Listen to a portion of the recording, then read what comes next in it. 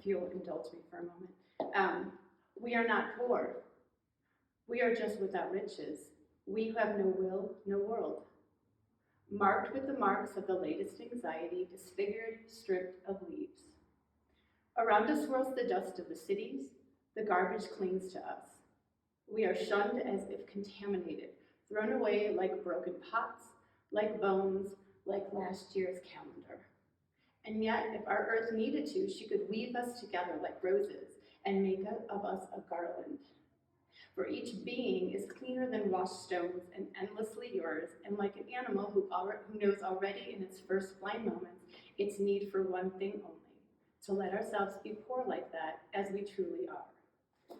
So this is Rilke's Book of Hours, Love Poems to God, and it goes in 3 sections, and I just felt that poem kind of encompasses this world. And a couple of the ways I could talk about the show is the how and the why. Ink transfer processes that I had never done before. So these things are going on at the same time. I'm pulling these little tiny photographs out. And I just was like, well, maybe I can scratch them.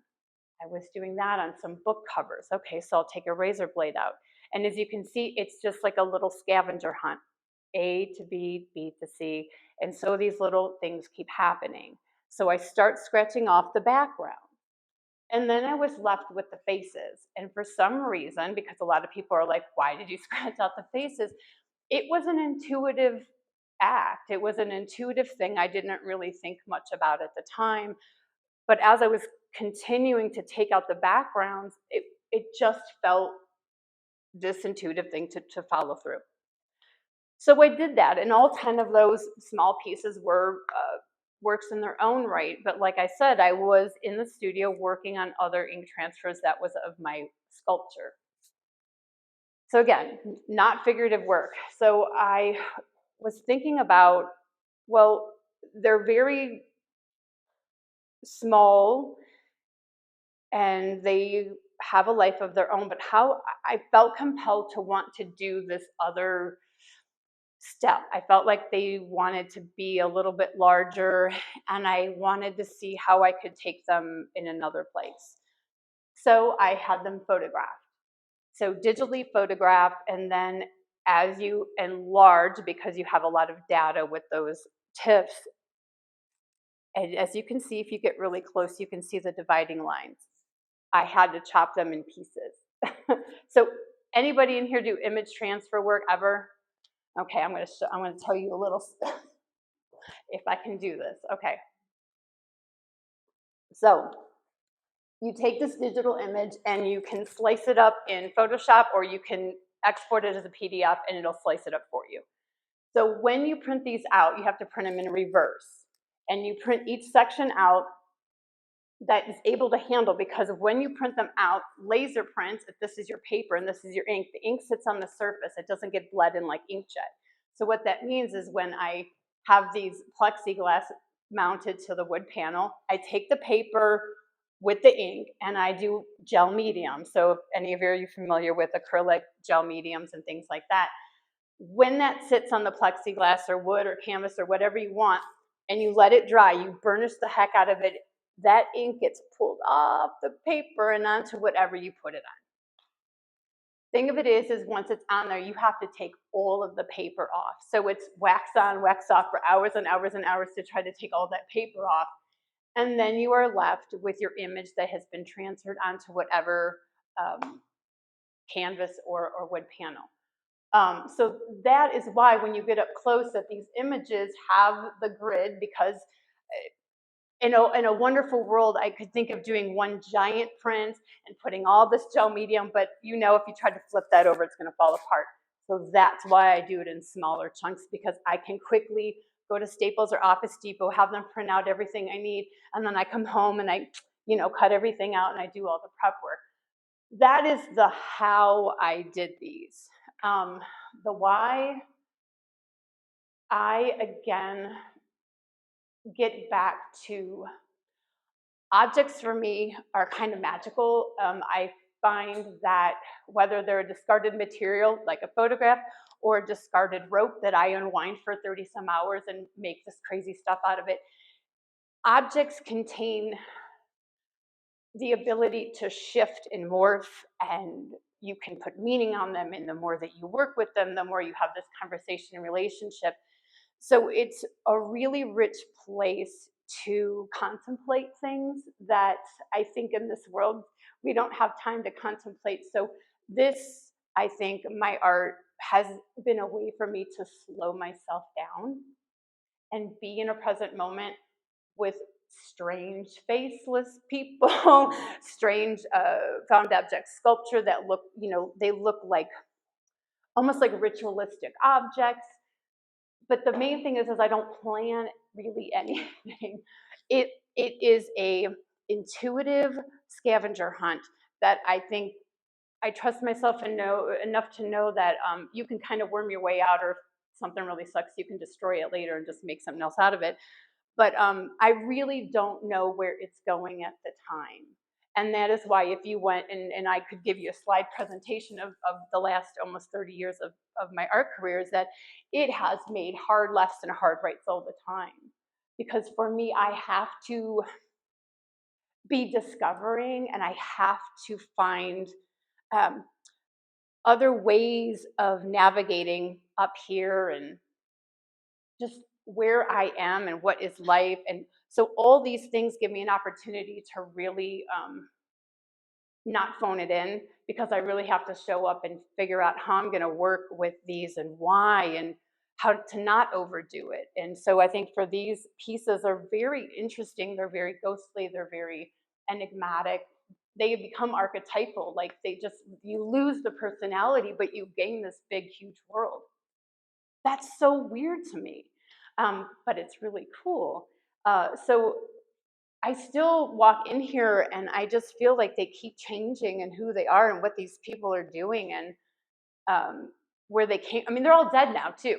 I mean, these are probably like little 1950s photographs. So they just have these strange stories that kind of go through my head a little bit. But in all, I would say this about not only this work, but my work in general, is that I love Becca, the unknown. Like we had a little conversation before the opening, and it was like the metaphysical aspect of things. I'm really intrigued by ancient history. I think some of my work feel like they're sort of documents from another time. And that was a huge part of my upbringing. I was sitting there looking at National Geographics before I could even read. Old weird script, old photographs, things at the bottom of the ocean, the sky and space. I mean, you name it. That's where my brain goes. I will listen to 6 hours of someone talk about quantum physics or a new archaeological find. So all of this pours into who am I? Who are we? What are we doing here? And so I think a lot of my work, whether it's this body of work particular or sculptural work that looks like artifacts from another time, it just cycles in a new way with different materials. And I'm, again, thank you, Brenda, for letting me have this work up here, because again, a lot of us artists, we do work and we pack it up and we store it. And sometimes I haven't seen this work in a while, so you pull them all out, and it's again, my biography is in the work that I do. So there is touchstones personally for me every time that I look at my work, and this work is a big transition for me. I was not in a happy place when I did those originally, and it was a way in which that I went into a world to somehow make sense, contemplate, and now that I look at it in hindsight, it's a really beautiful document for me of that time. So I will stop there for a second and ask any questions so far about the work, how you feel, and even just commenting. And do you have something that you feel when you look at the work? I mean, I have my own story, like I told you a little bit, but I had some really nice earfuls of people's connections to the work, and so I'm open to any questions or Well, and I really, and Ashley shared with me, which once now I saw it, I can't not see it. But like when you have like a note or an old photograph that someone has folded up and stuck in their pocket or in something and then unfolded it, and those are sort of similar to, like, there's just all this stuff, associations that we as humans will connect to, and there's really nothing new under the sun. But I love that. I love that very much. So. My mom came in and the one on the end, vanishing. Yeah, yeah. You know, that resonated with her. You know, she's 78 years old and she knows Yes. her time is Yeah. nearer than Yep. somebody younger. And so that really spoke to her because that's how she's feeling. She's disappearing. Yeah. Yep. And that's what the beautiful thing is. I have my relationship to it, but they have to live in the world. And the thing that I think some people have asked me over the years, so I'll just, you know, is there something that you sold? Is there something that, you know, are you sad about it? And I'm like, the only sad thing I have to say as an artist is when you do a body of work, usually when you show it, it's the last time that they're all together. That's what's interesting to me, because you make them like in this room, in this hermitage of a space where you can really like be in these worlds that you create, and they all make sense and they hold themselves together. But at some point they have to go out and live on their own, and that's an interesting thing to think about. And yeah, so they have to be singular, even though in this case this is fun to show them together. But yeah. Do you do any work on top of the transfers? On this, very, very little. So once I like just technically, it's a little different on the plexiglass than like I'm doing like stuff on canvas that was really, really big. I have a really big piece at the Made in Colorado show. There are like colored pencils. I will fill in some lines to some degree where things just don't transfer right.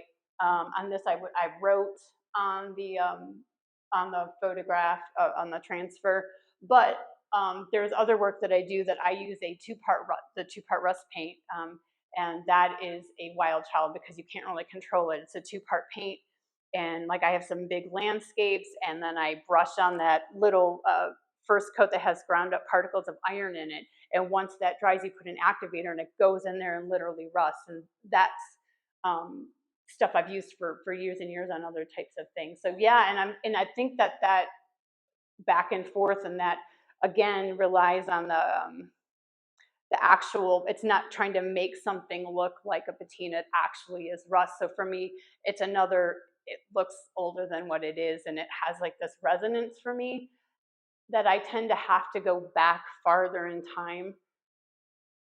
I don't want to say inspired, but there is something inherently interesting where I go back in time, in history, ancient history, mythology, you name it. So I really do love making things look a little bit older.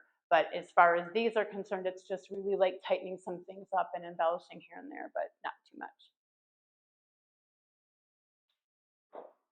Found it? Anybody have any questions about, other than this show, just art-wise for me? Because I've been doing it for a while, so just a little bit. I'm not, a little bit just in a nutshell is that I'm not from here. I'm originally from Cleveland, Ohio, and then I moved to New York for a year, moved to Denver for 7 years, Pittsburgh for 6, and now I've been back for about 3. So bopping around the country a little bit. How often do you switch projects or switch focuses? Do you work on different projects at the same time, or is there some overlap? No, most of the time I just work on one body of work at a time, because it takes a while, and especially some of the larger pieces that I do that are a lot of found objects, like that's like 2.5, 3 years sometimes to do a body of work. So in that case, maybe I would do drawings while I was doing that stuff, because it's just so slow and so process oriented. So yeah, I rarely do one-offs. I really like that, creating that family and that focus in the world that my brain is in, my heart's in, and seeing that through. But I will make a hard right, and if needed, like I just don't want to repeat myself. I really want to find new ways to I don't know, just to tune in, and again, it's intuitive decisions, and so far so good. You mentioned metaphysical and kind of ritual objects and stuff like that as part of your work. I was just kind of considering whether or not you have any sort of connection with actual people in the photographs that you use. These, no, because I found them at that, Well, I don't mean a personal Oh, yes. connection, but I mean, Oh. do you consider the Oh. people in the photographs? Yes. And I'll tell you a little story, and I'll try to keep it short. I've had some strange experiences in life. And the one body of work I did that was really intense, and it was called Blood Roses, A Cycle of Souls. So we'll just go right there. It had to do with the 5 victims of Jack the Ripper, female infanticide, and the women of the Inquisition. Okay, right there. Okay. I had the autopsy photos in my studio of those women. I had their whole entire bio. I mean, literally, it's like I just dig and dig and dig. And my studio, and I talked with the people that I'm really close with artistically about the way that certain things expand and contract. And once you're done with something, it feels like, and then all of a sudden your tendrils start going out, and you can feel a shift in the energy of what you focus on. And to me, everything's alive anyways. And when you really start to tune into some of that stuff, but the point of that show was like it started in a really painful, horrific places, and then it opened up because that work took like 2.5 years. So you start going, well, where did we come from? Where do we go? Where are these beings now? It's just this big, huge, giant place where you can play out and feel and expand what's the cosmic perspective rather than these stories that we get. It's a real, we're right in this. There's this huge endless part on the left and a huge endless part on the right, and we're just right here. But I think a lot of creatives, whether they're writers or whoever they are, is they start to feel this perspective. And I think for me, whenever you're doing something, even when it was abstract in that way with that work, and now you have this, yes, that there's a tuning in and a feeling into that you are participating with other forms. And that stuff ain't this. It's something else. And so I don't even pretend to be able to language it. It's like that's a whole bottle of wine in a night. To, you know what I mean? To really start, because like in this space, how can you really go from 0 to 60 and talk about that? It's very, very, not everybody's going to follow, not everybody's in the space to start having those conversations. However, I will say yes, very much so. Yeah. I think that's it. Thank you so very much for coming, sharing my work, and for your questions and your attention. I appreciate it. Thank you.